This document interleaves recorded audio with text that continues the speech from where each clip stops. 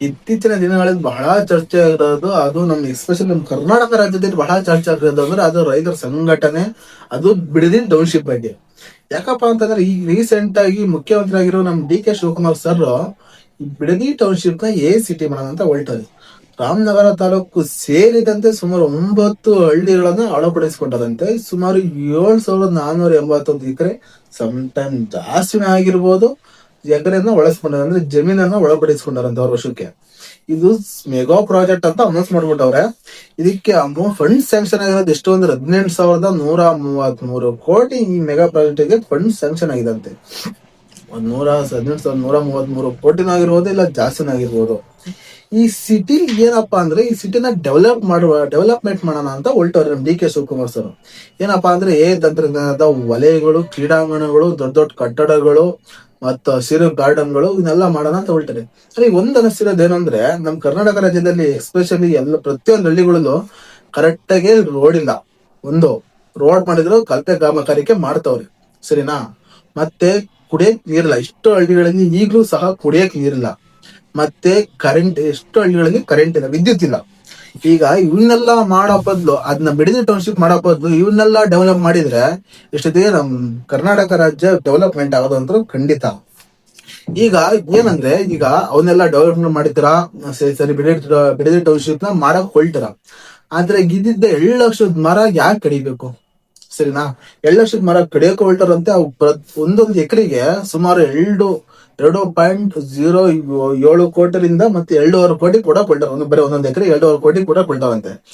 ಈ ಏನಂದ್ರೆ ಅದೇ 2.5 ಕೋಟಿ ಇಟ್ಕೊಂಡು ಬೇರೆ ಕಡೆ ಡೆವಲಪ್ಮೆಂಟ್ ಮಾಡಿದ್ರೆ ಬೇರೆ ಹಳ್ಳಿಗಳಿಗೆ ಅದ್ ಮಾಡಬಾರ್ದು. ಇವರು ಬಿಡದಿ ಟೌನ್ಶಿಪ್ ಗೆ ಆಗಕ್ಕೆ ಹೋಗ್ತವ್ರೆ. ಏನಪ್ಪಾ ಅಂತಂದ್ರೆ ಅಲ್ಲೆಲ್ಲ ಬಿಡದಿ ಟೌನ್ಶಿಪ್ ಅಲ್ಲಿ ಕ್ರೀಡಾಂಗಣ ಎಲ್ಲ ಮಾಡಲ್ಲ. ಇರೋ ಕ್ರೀಡಾಂಗಣನೇ ಅಭಿವೃದ್ಧಿ ಆಗ್ತಿಲ್ಲ. ಬಿಡದಿ ಟೌನ್ಶಿಪ್ ನಲ್ಲಿ ಕ್ರೀಡಾಂಗಣ ಮಾಡೋ ಬದಲು ಉತ್ತರ ಕರ್ನಾಟಕ ಇಲ್ಲ ದಕ್ಷಿಣ ಕರ್ನಾಟಕದ ಕ್ರೀಡಾಂಗಣ ಡೆವಲಪ್ಮೆಂಟ್ ಮಾಡಿದ್ರೆ ಜೊತೆಗೆ ಎಷ್ಟೋ ಸ್ಪೋರ್ಟ್ಸ್ ಮ್ಯಾನ್ಗಳು ಬೆಳೆಯೋರು. ಯಾಕಪ್ಪ ಅಂತಂದ್ರೆ ಈ ಕ್ರೀಡಾಂಗಣ ಡೆವಲಪ್ಮೆಂಟ್ ಮಾಡಿದ್ರು ಕೂಡ ನಮ್ಮ ಕ್ರೀಡಾಪಟುಗಳಿಗೆ ಕರೆಕ್ಟಾದ ಫೆಸಿಲಿಟಿ ಸಿಗಂಗಿಲ್ಲ.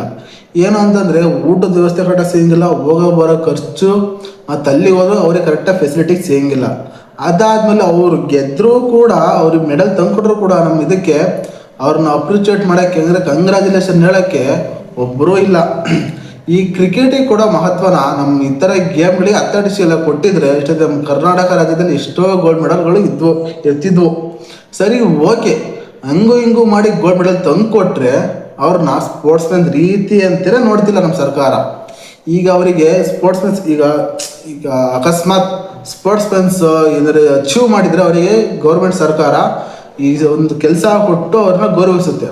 ಆದರೆ ನಮ್ಮ ಕರ್ನಾಟಕ ರಾಜ್ಯದಲ್ಲಿ ಎಷ್ಟೋ ಸ್ಪೋರ್ಟ್ಸ್ ಮ್ಯಾನ್ಸಿಗೆ ಕೆಲಸ ಸಿಗದಲ್ಲೇ ಬೀದಿಯಲ್ಲಿ ವ್ಯಾಪಾರ ಮಾಡ್ಕೊಂಡು ಬದುಕ್ತವ್ರೆ. ಒಂದೊಂದು ತೂಟಿಗೂ ಕಷ್ಟಪಡ್ತವ್ರೆ. ಸರ್ಕಾರ ಡೆವಲಪ್ಮೆಂಟ್ ಮಾಡ್ರಿ ಬೇಡ ಅನ್ನಲ್ಲ, ಅದು ನಮಗೂ ಖುಷಿನೇ, ರೈತರಿಗೂ ಖುಷಿನೇ. ಆದ್ರೆ ಬೆಳೆ ಜಾಗ ತಂದು ನಾವು ಡೆವಲಪ್ಮೆಂಟ್ ಮಾಡ್ತೀವಿ ಏನಾದ್ರೂ ಸರಿ ಹೋಗಲ್ಲ. ಯಾಕಪ್ಪ ಅಂತಂದ್ರೆ ಎಷ್ಟೋ ಕಡೆ ರಸ್ತೆ ಇರಲ್ಲ, ಕುಡಿಯಕ್ ನೀರಲ್ಲ, ಎಷ್ಟೋ ಜನಕ್ಕೆ ಮನೆಗಳಿರಲ್ಲ. ಅಂತ ಜಾಗಗಳು ನೋಡಿ ಡೆವಲಪ್ಮೆಂಟ್ ಮಾಡ್ರಿ, ಮಾಡೋಣ, ಖುಷಿ ಪಡೋಣ ನಾವು. ಆದ್ರೆ ನೀನು ಹೋಗಿ ರೈತರ ಜಾಗ ನಾವು ಅಲ್ಲಿ ಈ ಕಾರ್ಖಾನೆ ಕಟ್ತೀವಿ, ಅಲ್ಲಿ ಕ್ರೀಡಾಂಗಣ ಕಟ್ತೀವಿ, ಅಲ್ಲಿ ತಂತ್ರಜ್ಞಾನ ವಲಯಗಳು ಕಟ್ತೀವಿ ಅಂದ್ರೆ ಬಿಡದಿ ಟೌನ್ಶಿಪ್ ಬಗ್ಗೆ ನಮ್ ಡಿ.ಕೆ. ಶಿವಕುಮಾರ್ ಸರ್ ಯಾವ್ದಾರ ಬೇಗ ಒಂದ್ ಕ್ರಮ ತಗೋಬೇಕು. ಮತ್ತೆ ಈ ವಿಡಿಯೋದಾಗ ನಾನು ಸರ್ಕಾರದ ಬಗ್ಗೆ ಆಗ್ಲಿ ರೈತರ ಬಗ್ಗೆ ಆಗ್ಲಿ ಯಾವತ್ತೂ ಕೆಟ್ಟದಾಗಿ ಮಾತಾಡಿಲ್ಲ. ಇದು ಏನಾದ್ರು ತಪ್ಪಿದ್ರೆ ನಾನು ಕ್ಷಮಿಸ್ಬಿಡಿ.